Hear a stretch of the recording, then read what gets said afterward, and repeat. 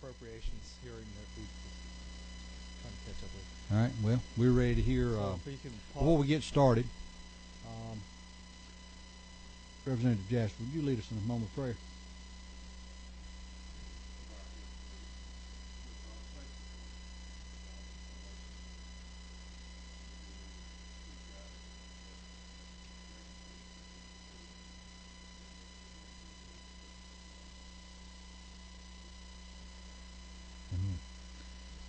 Okay, we're here to hear Senate Bill 62. You have a copy of it in your folder. Senator, we're ready to hear your explanation of it. Thank you. I know your schedule's more important than mine, so I appreciate you pausing to stay here. The background behind Senate Bill 62 was this, and it was sponsored, I think, by 38 in the Senate. So we've got a pretty strong number that supported it.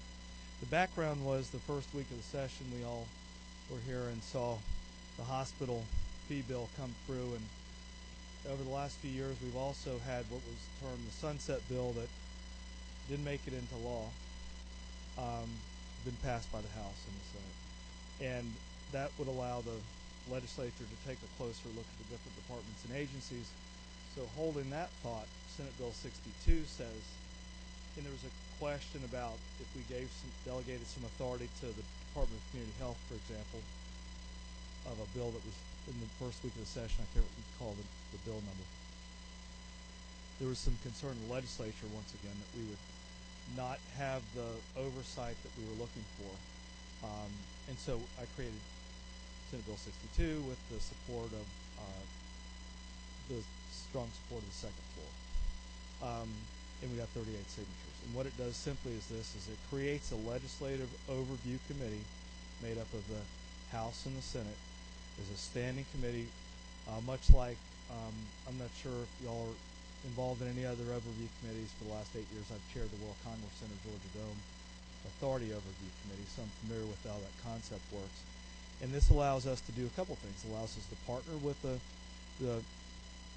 Department of Community Health, looking at our Medicaid programs, for example, to see where we can make improvements, come alongside, expand, reduce, improve upon, reform, etc. We can be an advocate for, like we often are with the World Congress Center. We can be the first line of communications, and this would allow and provide that opportunity on an ongoing basis. Yes, the health committees in the House and Senate also have some sort of involvement there. As chairman of the Finance Committee, I get the Department of Revenue proposed rules and regulation changes that we can review as a committee. The House gets the same. We do this also in health committees. But in my few years here in the legislature, I haven't seen where we've actually engaged and sat down and had that intensive conversation and be a part of those ongoing discussions about how we can enable the taxpayer resources to be best used for people of the state, in this case, for our health departments and agencies. So that's the purpose behind it, is to be able to come alongside and create that capability so that House and Senate members could do that on an ongoing basis. Be happy to answer the question. Okay, we have one. Representative Spencer. Hi, Senator. Thank you for bringing this to us. How does this compare to Representative Donna Sheldon's bill? She put a resolution. She had a resolution that would create a committee that study Medicaid reform. Would this be similar to what initiative she's trying to do? No, in fact, I'd fully support that. There was a measure in the Senate as well. A study committee, we may have all been on study committees. Study committees have a start and a stop date. Typically, it's during the off season. What this is, I'm not sure if I can't ask y'all questions, but I'll ask you a question. If you're involved in any overview committees that the legislature has created, that's an ongoing, basically a standing committee. And so, unlike a study committee, which would meet 2 or 3, 4, 5 times and then issue a report, the overview committee could work with any study committee that's out there. It's not a mutually exclusive, but I would recommend that we have the work that needs to be done through a standing committee that's there day in and day out when we come and go as legislators, whether we're elected or no longer serving. And that way we can actually have the background knowledge, institutional knowledge, and educational experience to know how these improvements can really take effect and what needs to be done. And frankly, whether we eliminate, privatize, improve, expand programs, some of those. The one sentence is, we'd love to have the opportunity for study committees to present to the overview committee opportunities to make some improvements. I got one more question. Okay. So this is calling for a standing committee. Standing legislative overview committee. Okay. Yes, sir. And one more question. Will this be charged with looking at the provider fee? This would be that could be one of the focuses of making sure that that's used according to legislative intent. And will this study committee also be looking at moving some of these Medicaid programs into CMOs? You sound like you might be a wonderful candidate to be a member of the overview committee. Yes, sir. No more questions, Mr. Chair. There's not a restriction in the legislation on what the overview committee can or cannot be engaged in. But I would suggest that if we supported the sunset committee concept, and I'm not saying we should sunset the Department of Community Health, actually, constitutionally we can do that very easily if anyone ever wanted to. But the savings would be probably recognized in one of the first improvements. I mean, the cost of any cost that the war would be probably recognized in any improvement, because we know what percent of our state budget is represented by our healthcare demands, federal and state. And I was serious about, you sound like a great candidate to be involved in that, because we need people that actually have that policy focus, that are interested. Representative Kirby. Thank you, Mr. Chairman. So make sure I'm understanding this, and let's just kind of use Senate Bill 24, the Medicaid provider fee we passed earlier this session, where we moved that over, and just like with the nursing homes now, that fee is going to be handled from the DCH. That's what I understand. As an overview committee, what is their authority to do other than this come back, or is it just to simply come back and say, we don't like what they're doing, we need to now by a statute do something or pass something to do it, or do they have any, because this isn't really giving them any authority to say stop them in their tracks when they're heading in a direction we don't believe they should be going? That's a tremendous question. In law, what happens with these overview committees is they're tasked with day-to-day being involved, not day-to-day literally, but day-to-day being involved, and they make recommendations back to the legislature. It might be in the form of a report. In my experience with the World Congress Center, Dome Authority, we've made recommendations back to the legislature on certain things, whether it's appropriation needs or other needs, or things that we don't like. We haven't seen anything really we don't like going on over there, so I don't want to send that message at all. But anything that we want to make changes, improvements, reforms, the overview committee is the conduit, the best conduit for that. And actually, let's say all of us were on that committee, because it's about this size, we would have real knowledge, as opposed to what I might term legislative knowledge, which means the knowledge you collect within 40 days of trying to be here and pass legislation.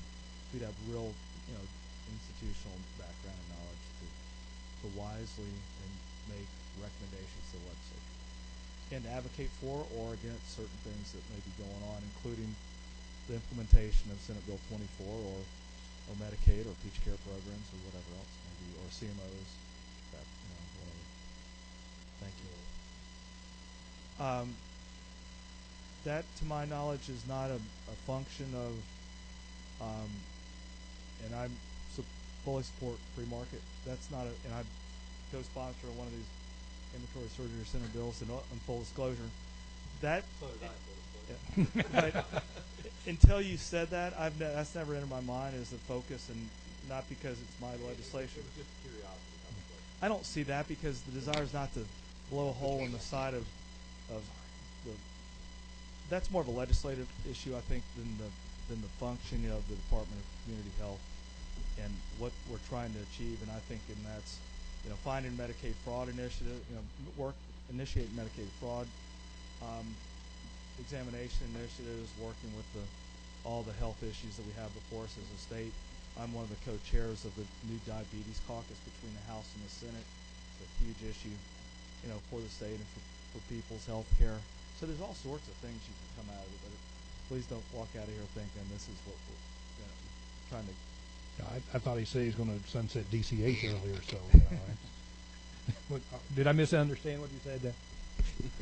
I have not suggested sunsetting DCH. No, there's probably a number of programs there that need to be improved. Improvement sometimes need. Thank you very much, and in all due respect to the committee. So that's the purpose behind it, is to have the legislature be an intentional partner with, not a hammer, but a partner with the executive branch. Keep in mind, I did run this by the governor's office, keep people. I don't need to name names before I introduced the bill, and got certain representations, and so you won't find opposition out of the governor's office. And I think it's something overdue and needs to be done, and this body's taken this up before as a massive initiative, as a sunset committee concept, using that term, and this is not the sunset DCH, but that's kind of the same concept. Any other questions for the senator?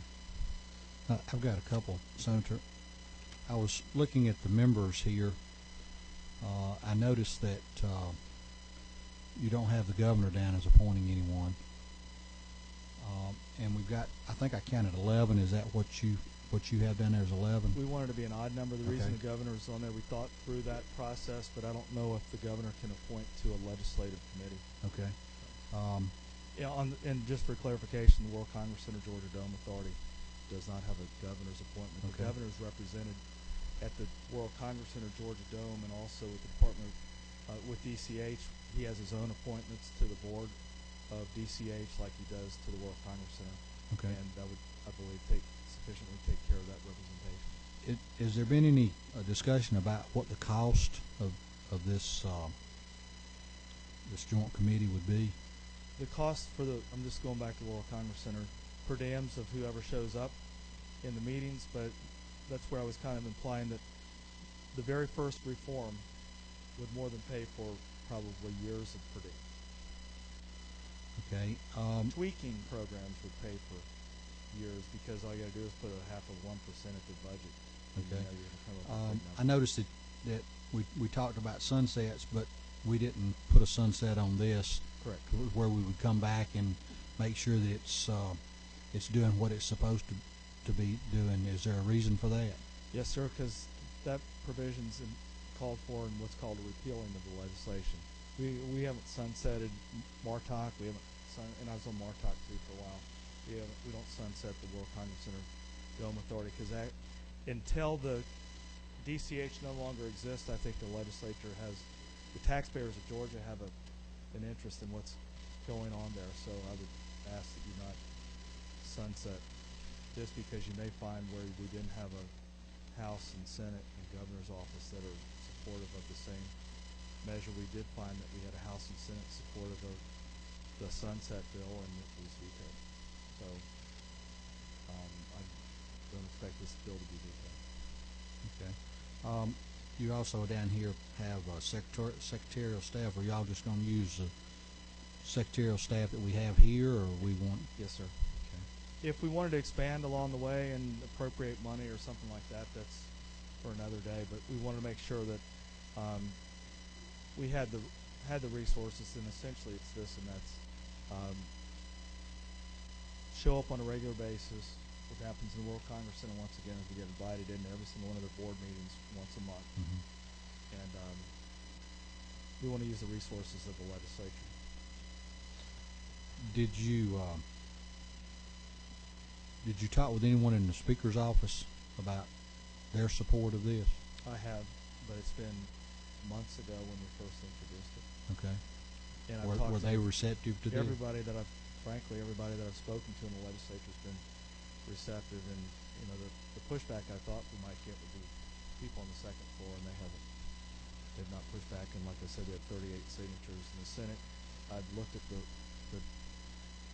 number of House members that were behind the various versions of the Sunset Bill through the years too, and I would anticipate that would probably be close to what you're going to see in support of this on the floor. Okay. All right, we got another question. Representative Dr. Taylor. Thank you, Mr. Chair. Hey. Thank you. I have a question for you. I noticed where it says that the chair will be appointed by the Senate and the vice chair by the House. And because I'm partial to the House, could that not alternate? I'm just asking. I'd be happy for it to alternate. You know, what I would suggest in this, and I don't have the bill in front of me, what I'd suggest is, and I would sponsor the legislation, you can hold me to it, making a public statement. I'm just sensitive to timing going back and forth with a few days left. And I've been working through certain pieces of local legislation that we're working through. Our chair, for instance, the Cobb County delegation. If I heard to be that, there was no reason for that, and I actually may be written in there that actually we swap back and forth. But it wasn't my intent to make the Senate the dominant chairing of it. We could change the law next year to make joint chairs if the House chose to, or swapped every year or two. I think what happened was Legislative Council adopted kind of the general language of the World Congress Center Review Committee, as well as Martok and others, and that's how they created it. But there's no preference. My only request is consider what happens with amending any legislation at this point in the session, just for the sake of time getting it back and forth. I would not be opposed to it if it came back as an amendment to the Senate. I'm just looking at time. Anyone else have a question? We had a lot of questions before we started the meeting. We're not having any more questions. Do we have anyone out in the audience that wants to speak for or against the bill?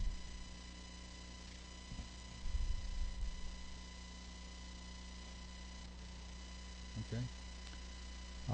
In that case, what is the will of the committee? I have a motion. Do pass. I have 2 seconds. Do I have any other discussion in regard to the bill?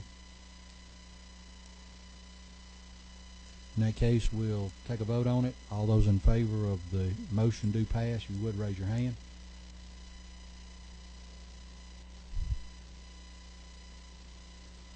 All opposed, same sign. Thank you. Motion is due pass. Chair, committee, and Senator, you'll need to go by Chairman Meadows' office and fill out a form. You really ought to do that today. It might be on the rules calendar tomorrow. So the sooner you get that paperwork filled out, the sooner we'll hear it in Rules Committee. I'll go straight over. Thank you very much, and hope you have a good afternoon. Thanks for waiting for me. Who's your House sponsor? Yes, Senator? need the House sponsor on that. Any volunteers? All right. Representative Kirby will present that for you. Thank you so much. Thanks for the honor of being here today. All right. Thank you. Being no further business before the committee is adjourned. Thank you.